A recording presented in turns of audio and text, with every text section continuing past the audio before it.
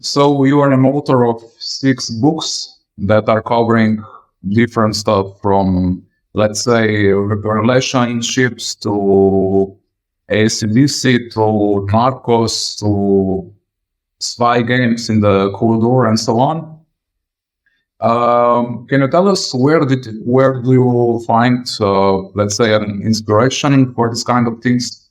Did you find like a niche with those obscure stories, or is that like you like the challenge? Or yeah, I definitely like the challenge. The thing was, I started as a sports writer originally. I was a football writer, so I wrote about soccer, and my first book was about Australia at the World Cup in 2006.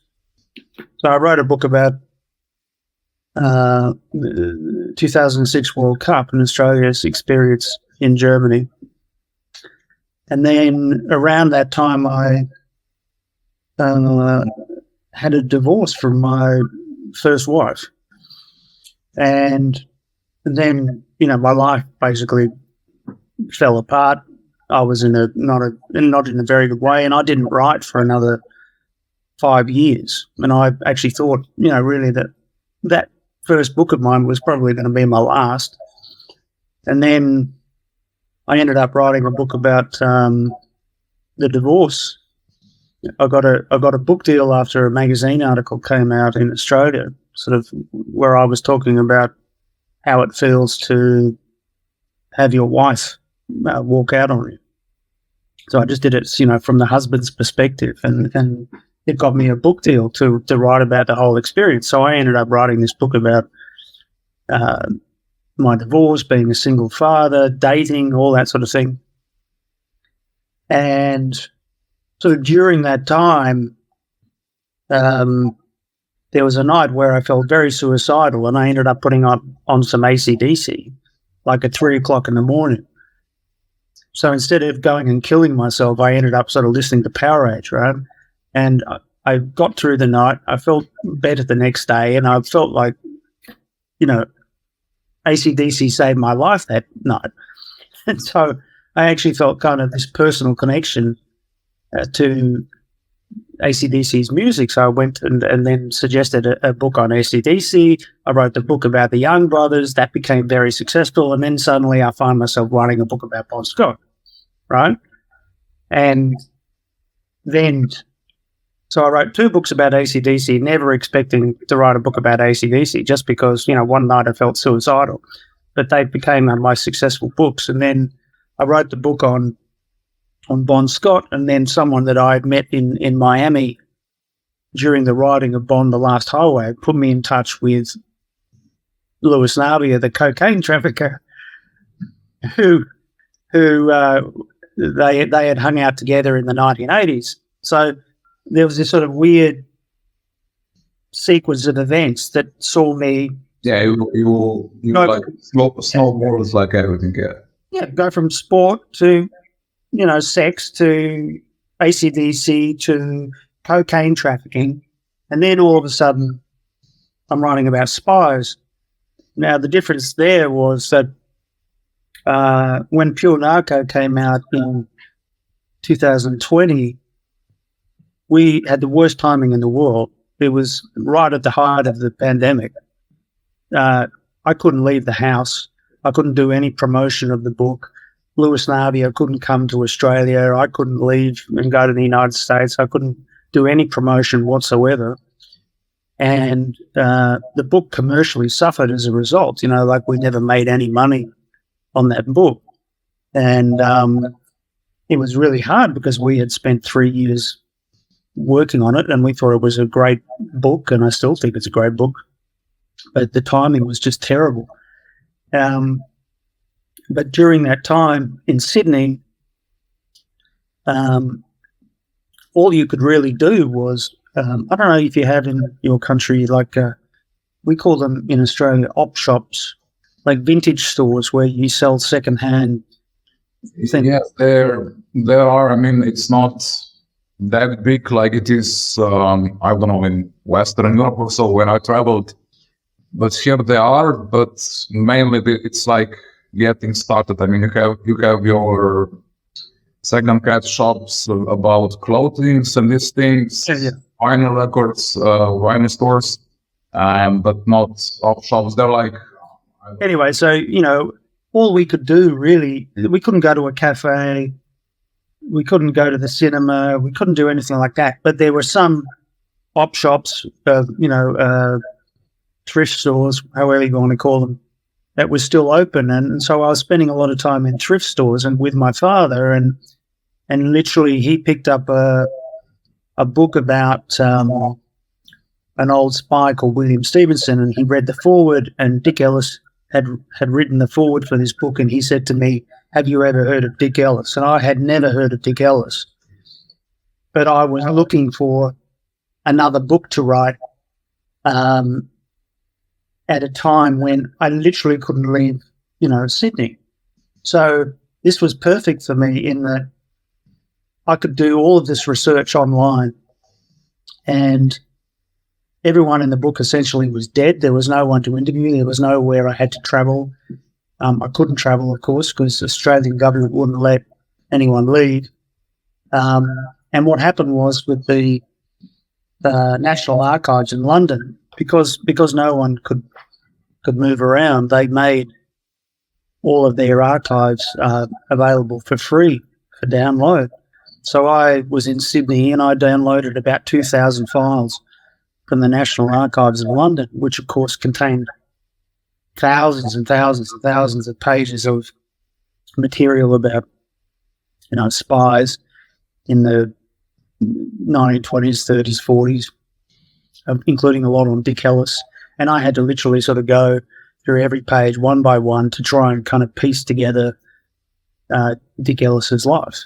So it was actually a super difficult project for me in terms of the research, but it was actually a godsend in that it gave me something to do at a time when I couldn't leave Sydney at all.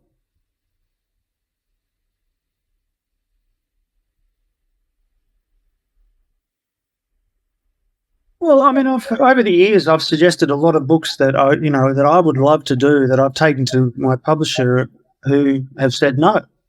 And I think, well, this book's going to sell. It's a great story. But when you take a book to a publisher, they have a lot of different priorities to you number one is they want to have a book that's easy to sell. And these days, essentially, most books, certainly in Australia, and I guess in the United States and the UK, which are my main markets, I mean, most books are sold through places like Walmart or Big W in Australia, or airport bookshops and places like that, because they take a large amount of stock. They sell it for a cut price, a reduced price, and as a result, your royalty rate is halved because the books are discounted, immediately. So, people think that you get rich writing books. You don't. You're very lucky to even see $1 at the end of writing a book. You get paid up front to write the thing, but to actually earn royalties is very difficult. And you can sell, 10,000 copies, but that doesn't mean you make much money at all. So, so more and more I'm finding that publishers generally, and it's not just in Australia, it's in the UK, it's in the United States, less willing to sort of take risks with stories that aren't easy to sell. There's without shot the book. You're mentioning like that you have a bunch of problems regarding the archives and all that. Some stuff was available, but some stuff was like closed, like marked with top secret and so on. Could we say that Ellis was a good spy? I mean, there's not lots of content about him. Well, it was certainly good in not revealing anything about himself in any of the articles that he wrote or any of the books that he wrote. He doesn't write about himself in letters to people. I know nothing about, why he ended up having 4 wives. He he, married a very young woman when he was an old man. Who knows what Ellis's story was? But his family wouldn't. His family wouldn't talk to me. I tried contacting his elderly daughter through his granddaughter, but the granddaughter just basically said to go away. So that made it more difficult. His son was dead. I did have some advantage in that, he had a small amount of papers at the National Library of Australia, which were mostly sort of photographs. And he had written some pages about his early life living in Australia. So essentially the first few chapters of the book were taken from, the material that he had left at the National Library of Australia.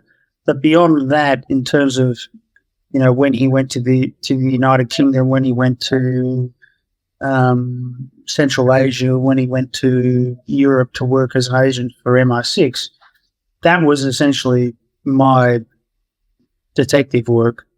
And that really involved, going through thousands of files and documents and letters and newspaper articles, and really just sort of picking out one line at a time and putting together a timeline of his life and trying to figure out where he was, and sort of literally painstakingly, putting his whereabouts, 1 month at a time for the next 50 years, which is incredibly difficult. But it appealed to me because, having done Bond: The Last Highway, which is kind of like a detective story anyway, I kind of knew how to do it. I knew that this kind of book takes a long time to do, and that the research involved is very time intensive. It was difficult for me sometimes to understand even what I was reading, because he was a ghost, in so many ways. I never really got to grips with, the real man. So he was very hidden, and it was frustrating because I felt like, for someone who had done so many things, who had been so important to, to Britain in, 2 world wars, that had sort of essentially set up the CIA for the Americans, set up the Australian intelligence service, and, worked for MI6 up until, essentially the 1970s, that he was a very important man. And what frustrated me was that, when I first started, there was like this really terrible little Wikipedia entry on him that was very poor. And I felt like I kind of owed it to him to try and sort of write his life.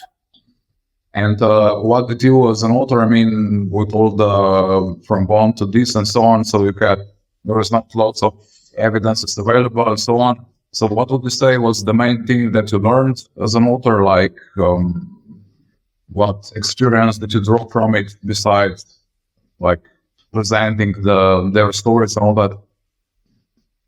Well, I guess the really difficult thing for me was trying to create, and you probably experienced this reading it. It's not an easy read because it's very dense. It's sort of rich with facts. There's a lot of quotes from other people in the book. It's not a book that flows as easily as some of the other things that I've written, because the thing was, I guess, having written Pure Narco or written Bond, I was still able to speak to people who would tell me about where they were, give me descriptions of the places where they had been, or, the smell of something, or the color of a room, or all those sort of little details that help a writer kind of create an image in a story I didn't have. So it was really hard for me to kind of to write the book the way that I wanted it to be written. I wanted it to be more of a kind of a visual story, but it wasn't, because I just didn't have access to that kind of information. And it would have helped if, I had lots of photographs of Dick Ellis, but there were only a handful of photographs of Dick Ellis. It's not like Bon Scott, where you can, go onto Facebook any day of the week and there's a new Bon Scott photograph, and you learn something from those images, the girl that he was with, what he was wearing, what he was drinking, whatever. I just didn't have any of those kind of details to sort of bring Dick Ellis's story to life in the way that I would have liked. So that was frustrating. Mm-hmm. So I guess, what I learned is that, the story of Dick Ellis was fantastic on paper. When I first started, I thought, wow, this is an amazing story that, sort of covers, 100 years, that covers some of the biggest events in world history. But I didn't have the opportunity to kind of get to understand who he was as a man, because the material just wasn't there. So, I could have, made some things up. I could have novelized it. I could have sort of created situations and described things as I saw them in my mind. But then it becomes something completely different. More like a spy novel, but now, exactly. In my opinion, it's like, I wouldn't say like strictly biography, but it's like, it shows that you are a writer, like in the novel way, but on the same way you like you still hold to the, you still caught the line that was like, no, it's not a novel and it's not a biography, but it's like not half, but like elements of both, of both genres, yeah. Yeah, but for me, I guess I can see that there is a place for that kind of writing, but I think it's difficult, and I think it's a risky thing to do when you're writing about a real person, and there was still enough for me to, create a book just from facts alone. But if, I had another, year and a half, 2 years, and I had the time and the money to be able to kind of be more creative with it. Maybe I could have done that, but at the end of it, it's only a 350-page book. So the whole spy match, the whole spy thing is like very popular. You have your James Bond movies, you have your 60s spy things like from Hitchcock and so on, and also the Valis was a part of that era. And all these movies and novels are like romanticizing the whole thing. Why do you think is that? Is that because spies are like representing some kind of secret rendezvous and saving the world in the shadows and all that? Yeah, the Hollywoodization of spies and spycraft is just bullshit, essentially. So you look at that new Henry Cavill movie, whatever it's called, Argyle or whatever, just complete rubbish. I think, being a spy is a lot more sort of mundane and humdrum than, the movies pretend it is. And James Bond is just a complete distortion of really what sort of goes on. It's just nonsense. And I get bored of it pretty quickly. And, the thing is, I've always found, and people say to me, why have you never written a novel?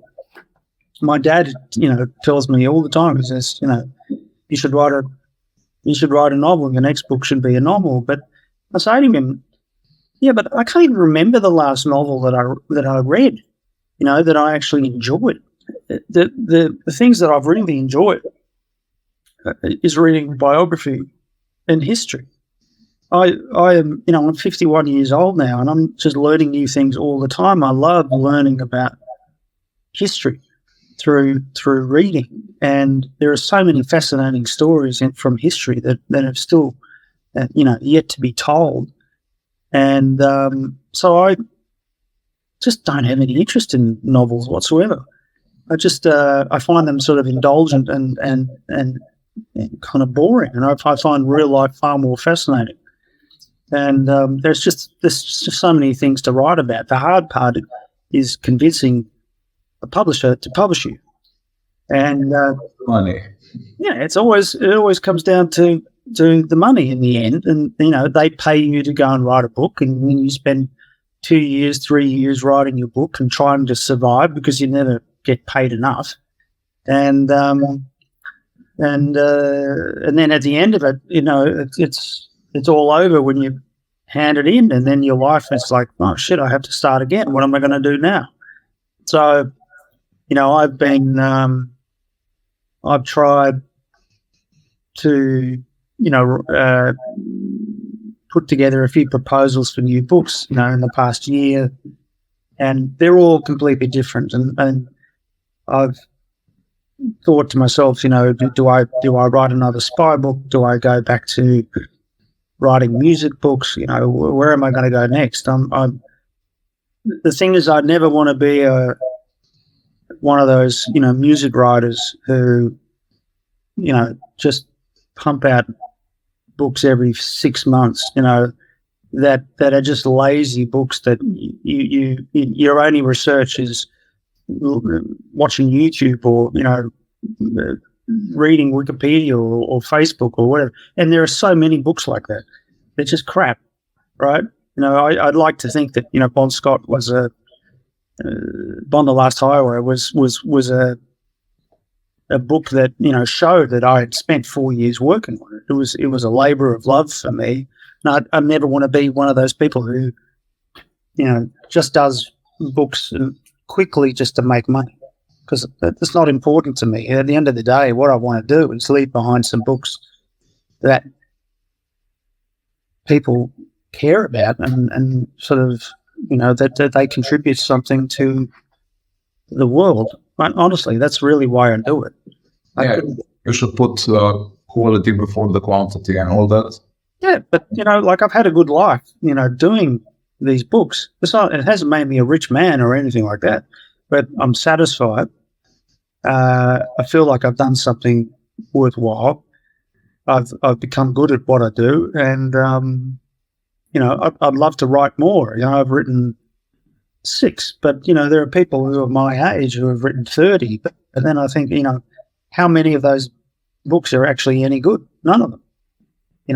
So I look back on my own books, and I always think, I could have done that differently, or could have, done something more with this. And so, like, for instance, I'm bringing out an ebook about Bon Scott in October, because it's 50 years since he joined ACDC.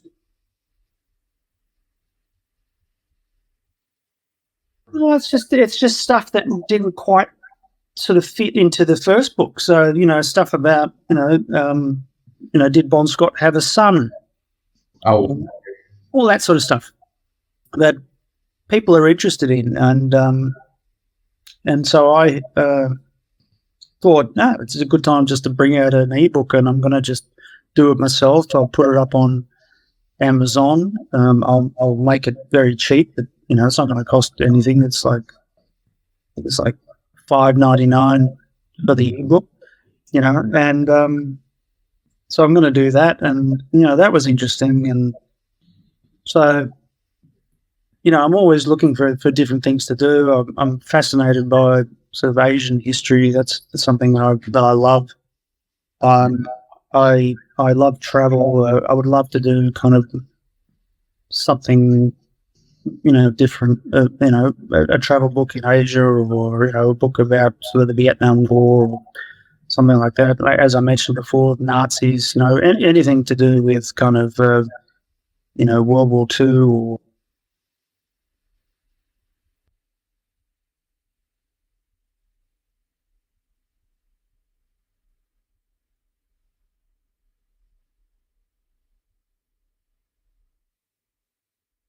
he was there by almost all the important things. I mean, in English and Russian conflict, in the Caucasia, and then in World War One, and he was also like in some degree in the whole Pearl Harbor thing, and with CIA and MI5 and MI6. And then all of a sudden, he became like, from a superhero, he became like a villain, so to say, like a bad guy. And in this book, you're trying to analyze like what was like the real story behind it, or like your interpretation of the sources. So, what do you think? Was he really like a triple agent, or was all that just, let's say, a cleanup for the whole King Philby thing? Like they were trying to, I don't know, control the damage, or? Yeah, I think, look, my feeling is that Dick Ellis was involved in something to do with Ukraine. He was married to a Ukrainian woman. His brother-in-law was Ukrainian. He spoke Russian. This was prior to the Second World War. There was something sort of going on where he was working essentially to get information from, white Russians about what the Soviets were doing. There was some sort of exchange of information going on. At some point, he maybe accepted some money. I don't think there was some sort of nefarious sort of, reason for him taking the money. I think he was just performing a job for MI6. And the thing was that, when he was confronted about it in the 1960s, this was only 2 years after Kim Philby had defected to the Soviet Union. And there were a lot of embarrassed people in the intelligence services of Britain and the United States who, were thinking, what's this Dick Ellis, sort of exchanging information with the Nazis? This is, we've got another Kim Philby on our hand, and I think that sort of the explanation for that was a bit different. And Dick Ellis didn't want to betray the people that he had worked for at the time, and they were still alive. And one of them was the head of MI6, a guy called Stuart Menzies. That's how you spell his name, but it's pronounced Mingus. And he only died, a few years after Ellis was interrogated. And I think Ellis was essentially being a good soldier. He didn't want to incriminate his own boss, so he confessed to having passed on information to the Nazis. But there was a reason why he was doing it, and it wasn't a sinister reason.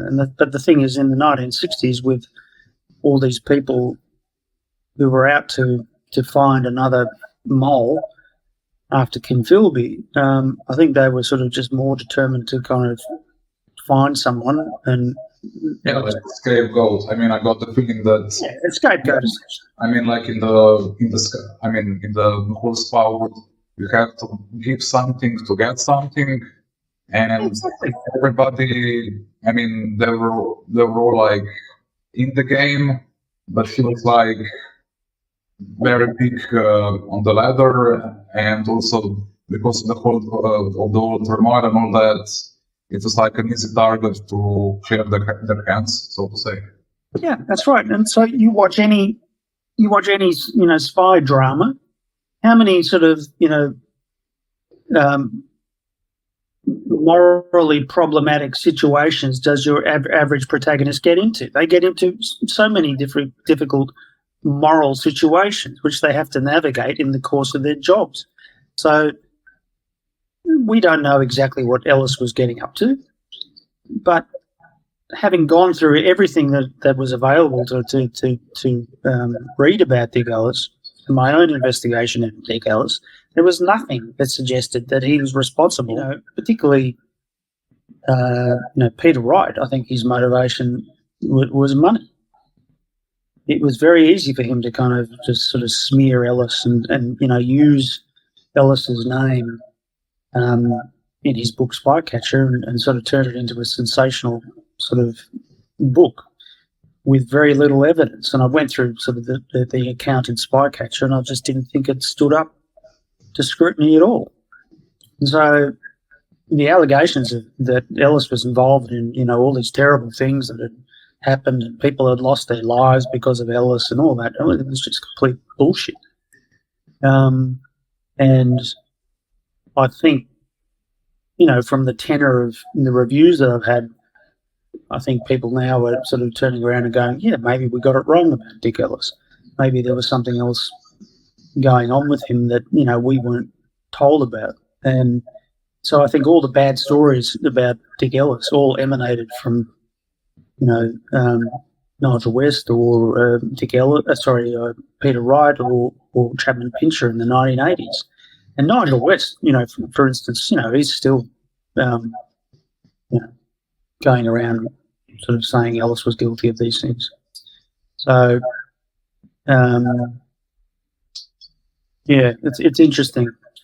But, you know, the thing is, I came into it as a complete outsider. I've had to learn very quickly kind of that just like the rock scene, just like the sports scene, just like the, you know, the drug world, they're all little mini worlds. And like every episode yeah, a lot of people protecting their own turf, and they don't want to talk to you, and they have their own reasons to be very protective about the information that they have, or they don't want to help you, or they get jealous. And then there are other spy writers who, you know, could be, you know, generous to you, and they're not. And that's just the way of the world. People are just out for themselves. Mm-hmm. But do you think that are you satisfied with the end result? I mean, do you think that you did justice to the whole thing, or are there some things that would you like to expand in, maybe some possible like follow-ups to that story? Or honestly, I don't think I could ever write any more on Ellis than I had. I think I found everything that I could possibly find, and anything else would be pure speculation. And I feel like it's up to readers to kind of make up their own mind about whether he's guilty or not. You know, I'm pleased that most people who've read that book sort of come away from it thinking, oh, I think he's, you know, more innocent than he is guilty. And certainly that's what, you know, his family was saying, you know, after he was accused of being a spy, that he was innocent, that his name had been destroyed, and that, you know, his daughter returned his medals to the British government because she was so disgusted about how he'd been treated. And I just think that, you know, the Ellis story is kind of emblematic of the way that sort of information kind of gets passed on in this day and age. It's like, you know, someone writes a story, someone else copies that story, you know, they tell that story to someone else who then tells it to someone else, and then suddenly that story gets accepted as truth. But, you know, no one ever goes back to the original story. And yeah, I think Oscar Wilde also said something about the historians, like one writes something and then it's just this plus his take and then this plus another thing and so forth. Yeah, so like it's like the stories in the Bible, you know. I mean, how much are they true? You know, if we went back to the original source and we checked the original source, you know, how much of it is true? And the thing was, that's what I was trying to do. It was like I'm going back to as many original sources as possible, and you know, trying to establish what the veracity of those claims were.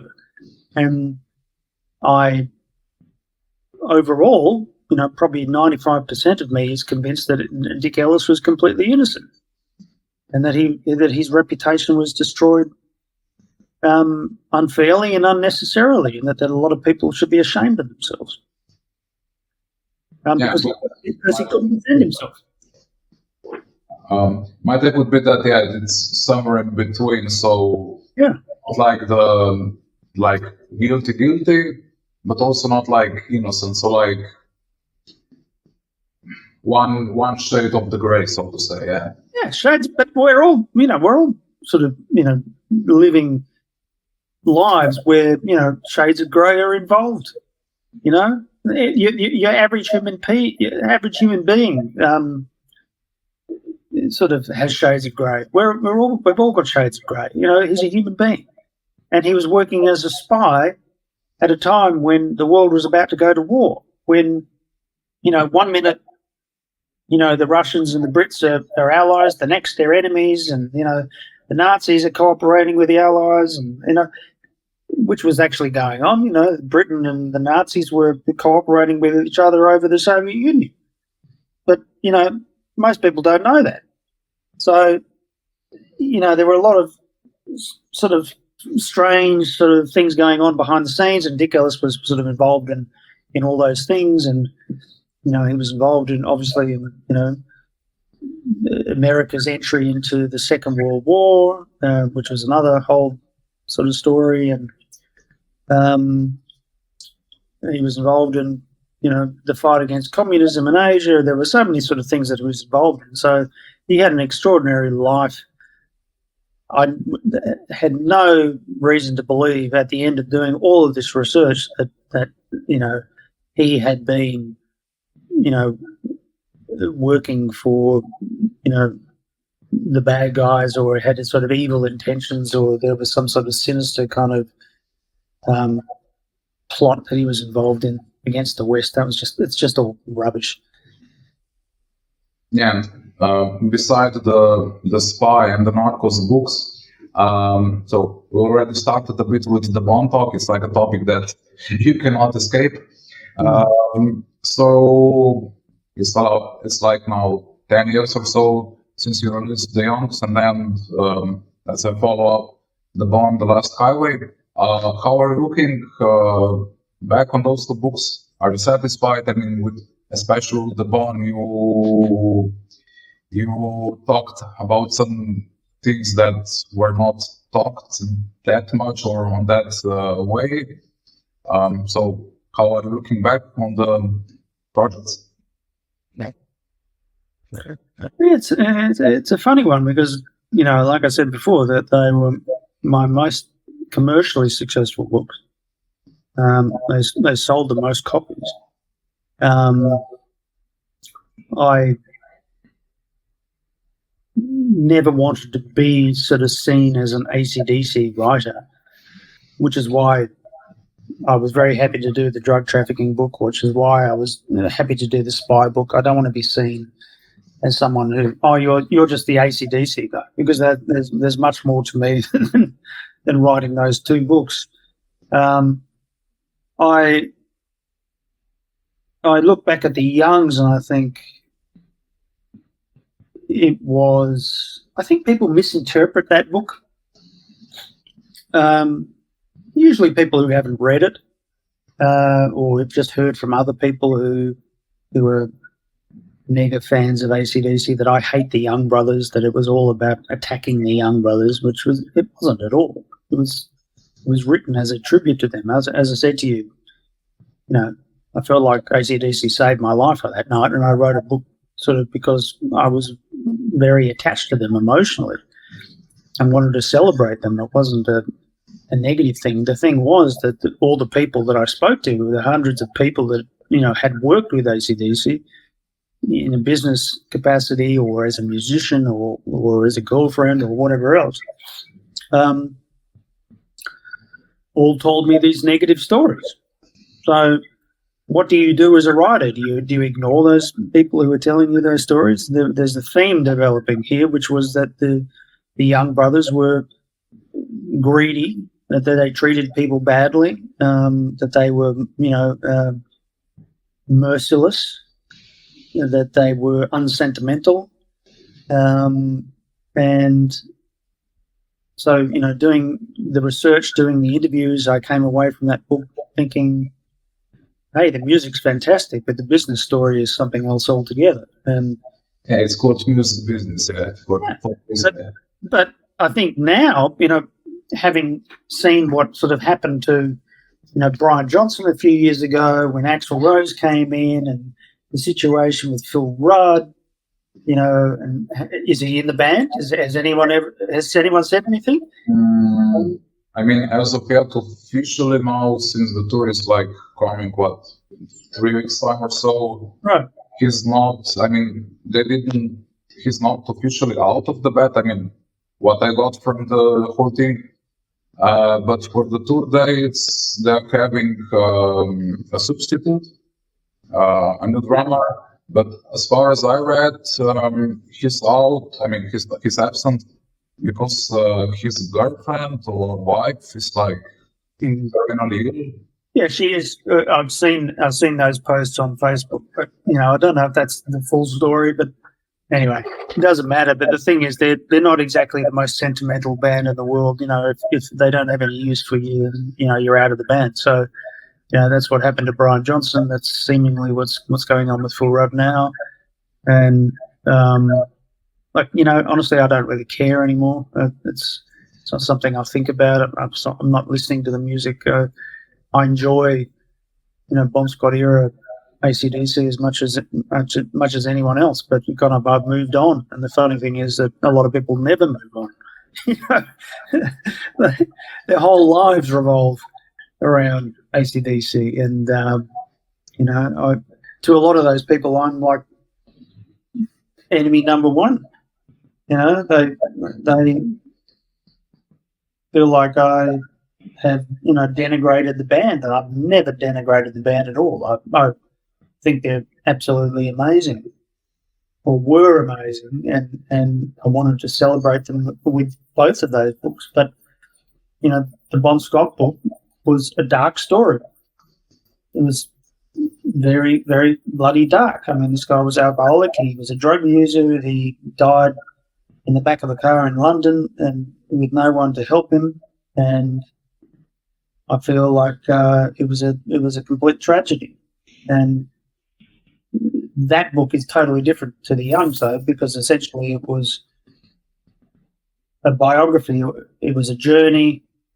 It was looking at a very specific kind of time span from 1977 to 1980, trying to trace his movements and his journey across America, touring America with AC/DC. And that's what the title is about, The Last Highway, the road that he took to his own death. So that was a much more involved, much more research-intensive book, but it was more of a traditional kind of biography than the Youngs, which was 11 standalone chapters about a particular song. And I'm very proud of Bon Scott. I think that's one of the best books that I've ever written, if not the best. I would put Laid Bare in my second book in amongst it, in terms of my favourite, in terms of where I felt like I had some freedom as a writer to kind of write the way that I wanted to. Pure Narco was also a really good book in that, I spent a great deal of time working on that, but that was different in that I was working with someone who shared the credit on the book. Even though I wrote the entire thing, it's his story, and I had to work with him closely on that, and he, had to approve it all. It was a totally different sort of situation. Whereas, with all the other books, I was in control. It was all my words. I made all the decisions. So they're all sort of different books, and but people still talk about Bon Scott, every day. So I'm on Facebook. I've got this Bon Scott group. Yeah, all the links will be in the description available to the followers to check it out.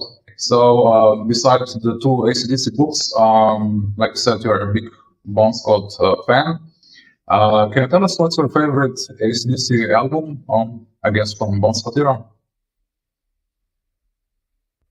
Oh, always there's been Like a Power Age or Power Age. It's an album that doesn't have a weak track on it. I love it because, Bon's writing about his life. I feel like I'm learning something about Bon Scott from those songs. Like his life is in those songs. And that's a really important sort of part of, Bon's sort of brilliance as a songwriter was that, he wrote from his life. And not only was he incredibly witty, but, he was very sort of, self-deprecating. He would, not be afraid to kind of, tell people about, humiliating experiences that he'd had and put it in a song, So there's a real humanity in his songwriting that I feel is completely absent in AC/DC today. The lyrics are terrible, absolutely bloody terrible. And anyone who says otherwise is just an idiot. I mean, it's great music, but great music in terms of, Angus Young still plays an amazing riff. AC/DC still sounds massive. It's still got that amazing rock sound, but there's no soul to it. It's just sort of soulless, heavy rock. Whereas, with Bon, it was a completely different kettle of fish. It was a different band. And I feel like it reached its peak with Power Age and sort of carried over into Highway to Hell. There's some fantastic sort of songs on Highway to Hell. And then, how many Bon songs ended up on Back in Black is another subject entirely. But, I don't care who, says otherwise, but I think, you shook me all night long. It's a Bon Scott song. Yeah, I mean, I read the Bon, and like I said, very, very interesting. The whole thing also, me, I mean, I've been a fan of AC/DC for 15 years, and also just as a young fan, I always find it odd, so to say, that okay, Bon dies, and then all of a sudden they bring out their best-selling album, and then 10 years they have Young and Johnson the authorship, and then from, I think it's Razor's Edge or so, from there on it's just Young. Just read the lyrics to play ball. What's that song? A shot in the dark beats a walk in the park, and it's just absolutely fucking terrible lyrics. And yes, we could enjoy the sound of AC/DC, but the reality is the lyrics are fucking terrible. That's all gone. The lyrical sort of power of AC/DC sort of went with Bon Scott, but I think that was a crucial sort of part of the AC/DC story. It's why that his songs still resonate today. It's why the band still plays sort of 80% Bon Scott songs, in concert. They still play sort of 80% of their set list. Set list is a Bon Scott song, or Bon Scott songs. So, he was absolutely critical to the band, to the band's history, to the way that we see, the AC/DC logo, what it represents, why it still sells so well, why AC/DC is still so lucrative. Yeah, it's the same thing like with Iron Maiden or Rolling Stones. I mean, AC/DC are not that like Iron Maiden with the whole marketing thing, because they're beside the music. There's always the thing how Eddie will look like, and the Stones are like with the whole mouth thing. and the I mean, logo is like an icon, like Apple or I don't know. Yeah, and AC/DC is a logo band. Or the remote, so. Yeah, but when I was writing, On the Last Highway, I went to interview Mick Jones of Foreigner in his apartment in New York. And the guy who set up the interview was Phil Carson, the guy who signed AC/DC to Atlantic. And Phil is Foreigner's manager now. And so I went to see Mick Jones, and Mick Jones was saying that, he was jealous of AC/DC because they were a logo band. They just had that sort of merchandising, marketing clout that Foreigner did not have. And he was very envious of that. And, Kiss has that, AC/DC has that, Iron Maiden has that, Judas Priest to a lesser degree has that, Def Leppard, bands like that. And, I think what Kiss did recently, where they sort of essentially sold their brand to a company for $300 million or whatever it was, is a sign of things to come, and that's going to happen with.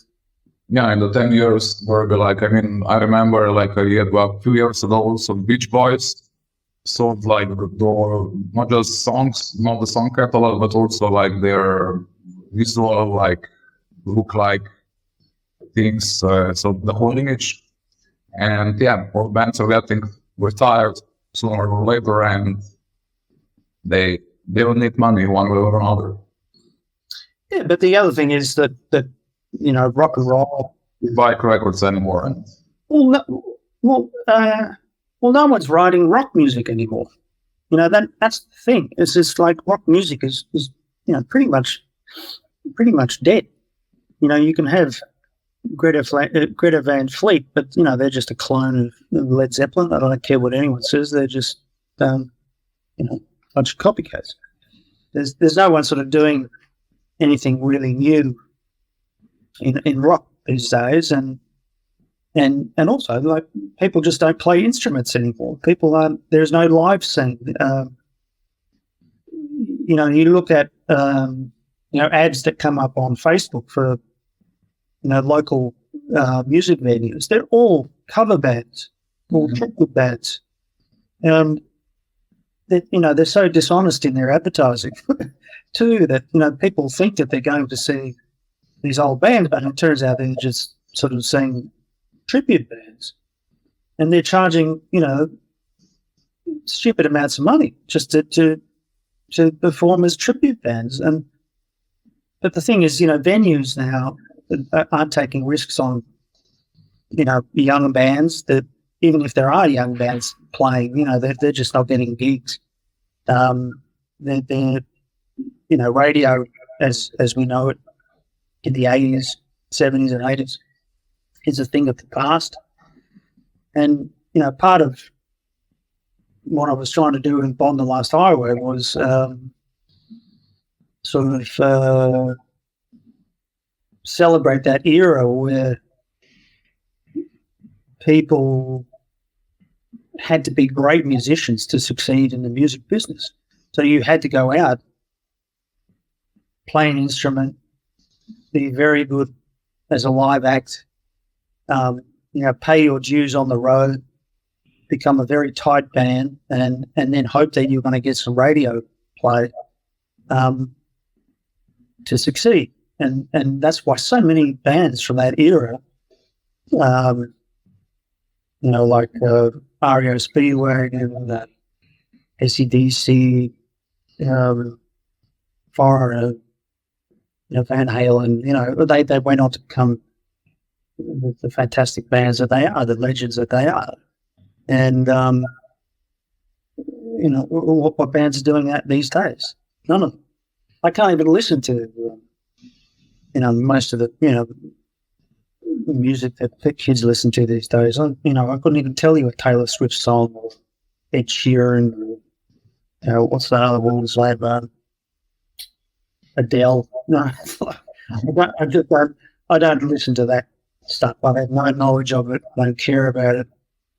All the music that I listen to is from the 70s. So it's the timeline thing, I guess. I mean, you different eras, different years, time changes, and yeah. But also, it was just cool media thing. I think back in the day, labels were like, okay, you have 2 or 3 albums to develop, and then this okay, you're good, you're not good, and so on. But now it's like, oh, you need a 15 seconds single for TikTok, and then you're good or you're bad. I mean, because there's like the whole special market. You have like songs that are big on the TikTok, but it's like 15 seconds of great chorus and all that, but then the whole song is not that good. Yeah. So no, there's no one working in music today who's like a new artist that I find interesting enough to write about, that I feel like warrants. Mm-hmm. And I've been very tempted to sort of go back to writing another music biography, but it has to be a great story. It has to be untold. Essentially, most of the great books have been written about artists that I'm interested in, or they've written their own books. I see Michael McDonald from the Doobie Brothers is bringing out his own book this year. I would have written a book about Michael McDonald, but he's kind of written a book, by himself. So, good luck to him. I'm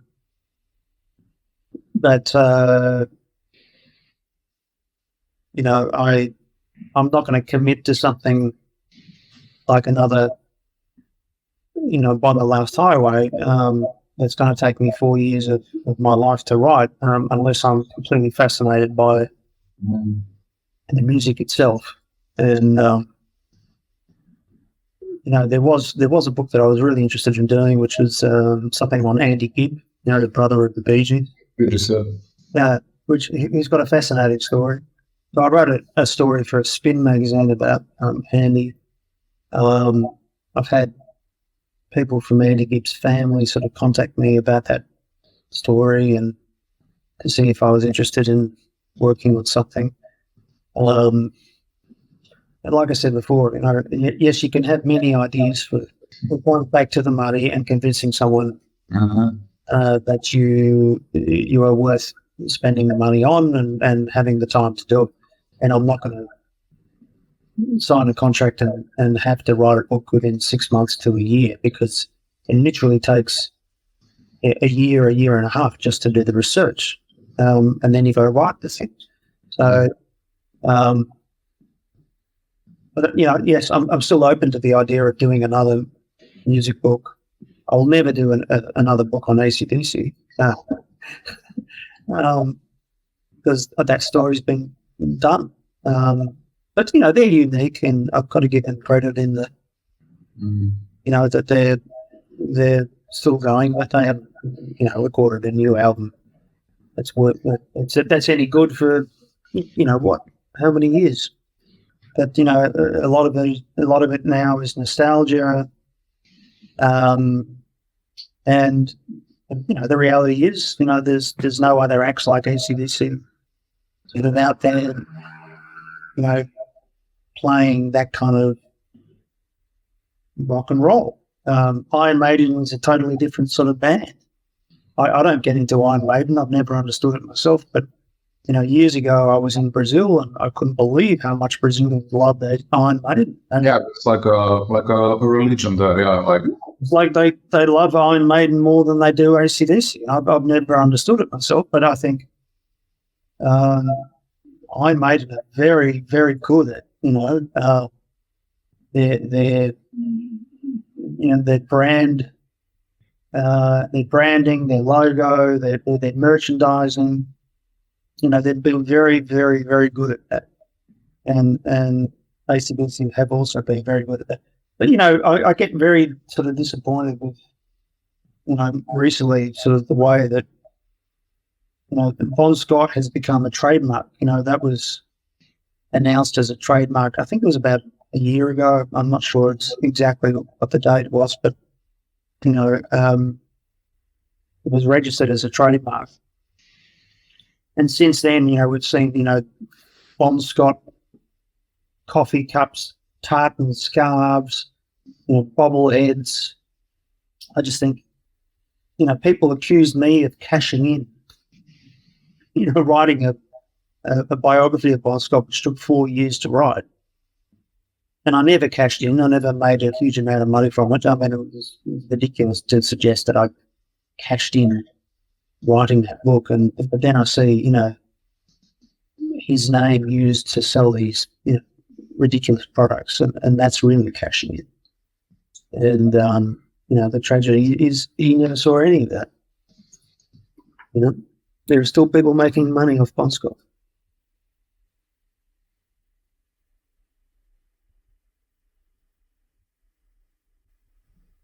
There are things in Bond the Last Highway that have still to be answered. And I went one day into London, and I actually went to Bond's old flat in Westminster, and, went from his flat in Westminster, caught the tube, went out to East Dulwich, and earlier in the day I'd been at the, Coco, which was the old music machine, where he had been with Alistair Kinnear that night. So I went from the music machine to Bond's flat to Alistair's flat, and I walked it myself, and more than ever, I felt like something's not right. There's no reason why someone would end up way out in East Dulwich at 2:00 in the morning, unless he was there for drugs, or he was already dead and someone, wanted to, put him in a car and sort of leave him until the next day before they took him to the hospital. So it just didn't make any sense to me why he would go from Westminster to East Dulwich at 2:00 in the morning. And because it was quite a long way. It took me half an afternoon to get out to East Dulwich. So I think there's a whole story there. And, I wrote an updated version of Bond the Last Highway, which is now out in the United States. It came out in 2022. There was a whole new sort of 16-page section about the heroin overdose, about, new information about who was there. So what we know now is that not only Zena Kakuli was there, but supposedly also her husband, Peter Perrott, was there. And if you add Alistair's girlfriend, Janice Hayes, to who was there, plus Alistair Kinnear, there were four people there with Bon Scott. Now, in the story that is told and that we read about every single, year, when the anniversary of Bond's death comes up, what's the story that we get told? That there was one person, that it was Alistair Kinnear, that Alistair Kinnear was the only person with Bon Scott. That recent documentary that they aired in Australia on Australian Story about Bond mentioned only one person, Alistair Kinnear.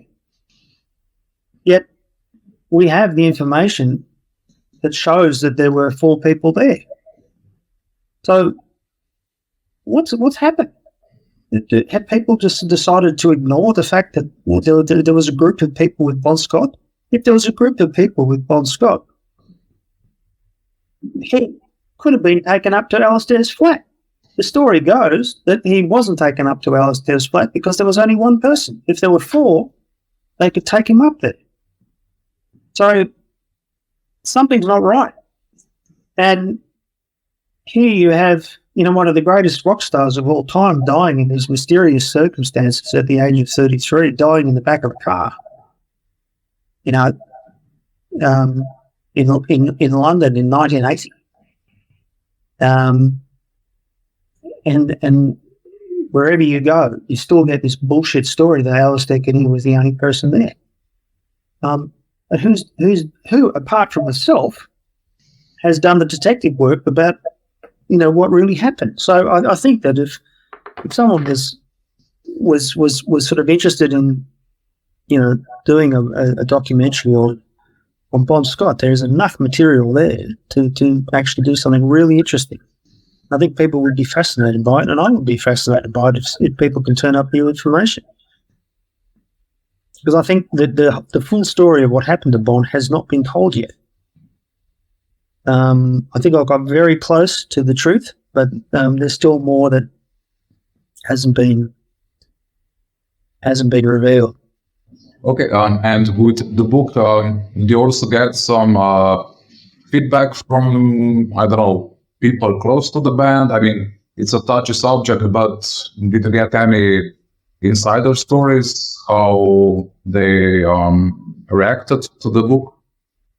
Some people just can't accept that, the book stands on its own merits, that no one has ever sued me or anything like that. There's nothing that, I can be sued for, because if there's anything negative in the book, it's, my opinion or it's fact. And so I've had nothing but sort of, positive feedback from people who worked with the band. David Krebs, he was the manager of AC/DC sort of around the time of Back in Black. He stayed in touch with me for a while and wanted me to get involved with some things that he was working on. I had a good relationship with Mark Evans for a while, but, that deteriorated after a while over something completely different. But, I had a good feedback and cordial relations with everyone that I worked with. I had no sort of major issues with anyone. Really, there was no one who sort of read the book and said, "Oh, I'm shocked that you kind of misrepresented me," or anything like that. So, and I still stay in touch with Holly X, Bon's girlfriend in Miami. She's still close to me. And I was close to Silver Smith, Bon's other girlfriend, up until her death.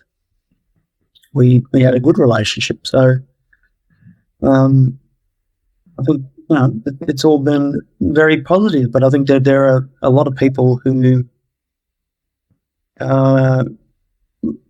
whose whole lives are sort of entwined in the Bon Scott story, and that they get their validation from being associated with Bon Scott, and that they spend their lives on social media sort of talking about their association with Bon Scott, because it gives them purpose, it gives them some validation, it makes them feel good, and there are thousands of people who want to talk to them because they once knew Bon Scott. But I'm not going to say who these people are, and people can figure out who they are, but, they're threatened, I think, a little bit by the book that I wrote, that the depiction that I presented of Bon in the book is not what they agree with. It's not their experience of him. So they think that that I've deliberately sort of misrepresented Bon for my own sort of nefarious, sinister aims. But it's nothing of the sort. Essentially, I wrote the story that other people were telling me. I never knew Bon Scott. I can't go and sort of make up stuff about him. Because I've got plenty of people that I talk to, hundreds of people who gave me stories. And we'll be also doing some promotional events. We also plan to do some like events where people can meet you, where you can sign the books, all that, or...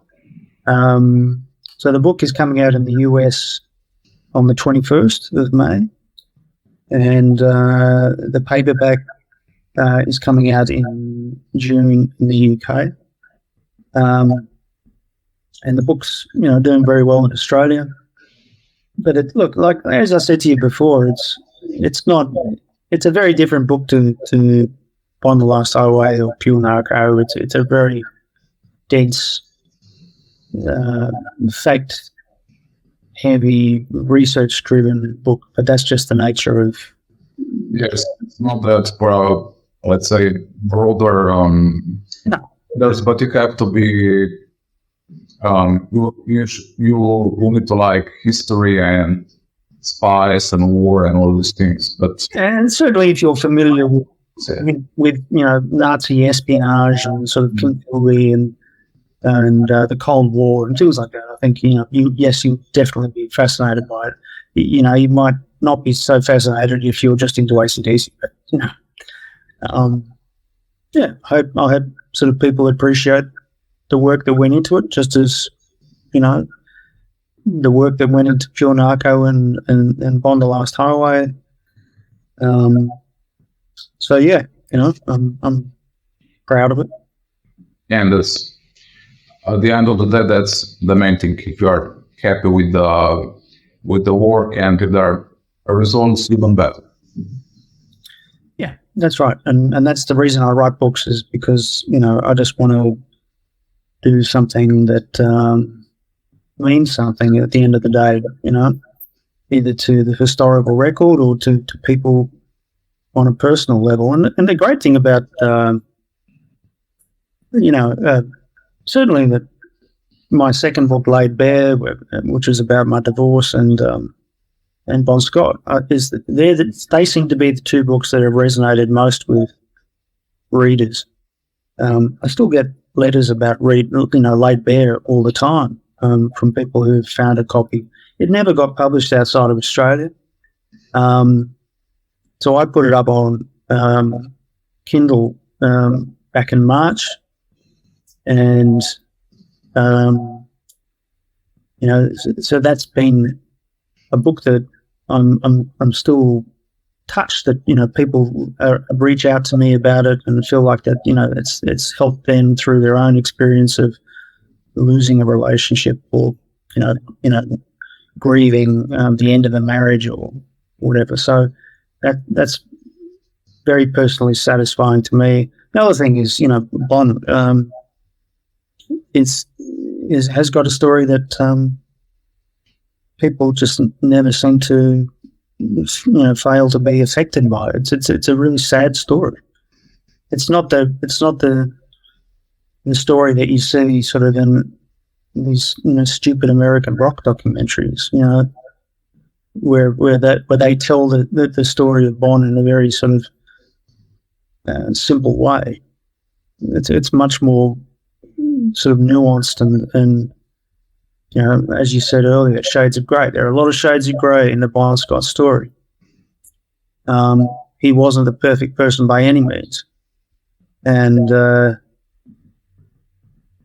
but I think people read that book and they're shocked that the image that they think that they have of Bon, that the Bon that they think he is actually a very different person. He's a real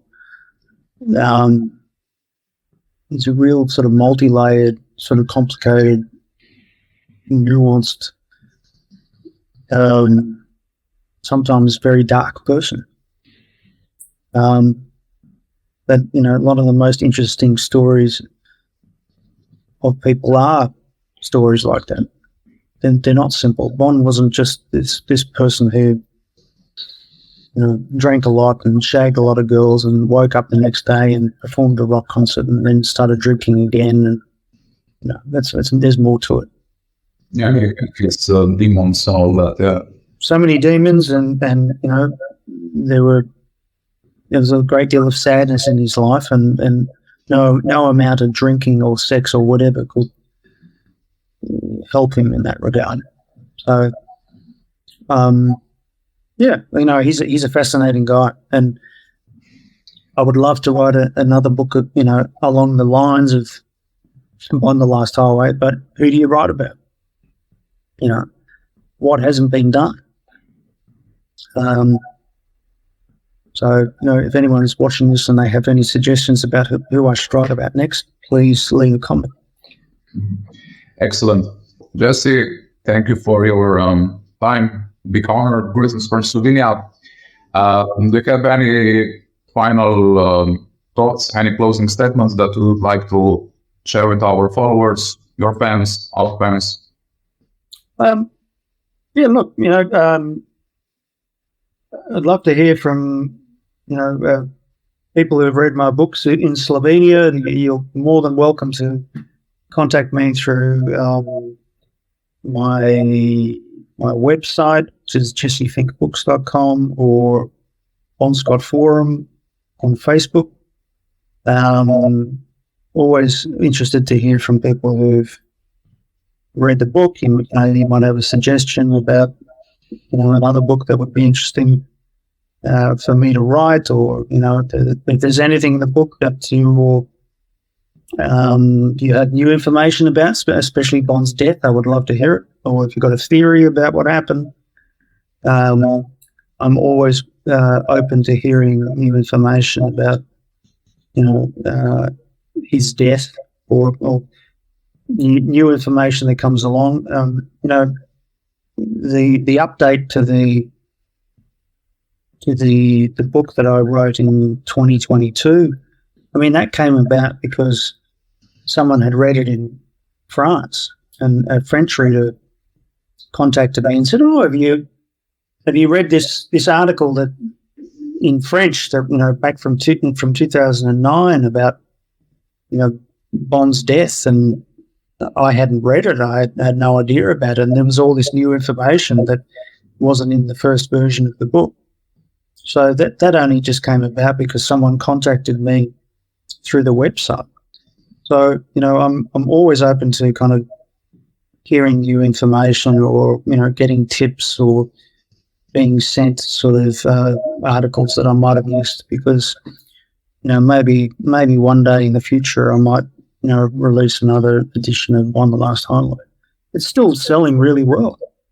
And you never know everything. Like I said, it's work in progress. Even now it's like 7 years, and still new facts, new ideas, and theories are coming out and all that. Yeah, every week there's something new, and if you're working in biography and history, you're constantly revising and updating your own work, because our job is to kind of be aware of new information when it comes along. So I'm constantly kind of adding bits to the Bond story, and certainly the ebook that I'm doing now on Bond. It's about 150 pages long, but there's still much more to add to it. So I'm definitely open to hearing from people if they've got new information.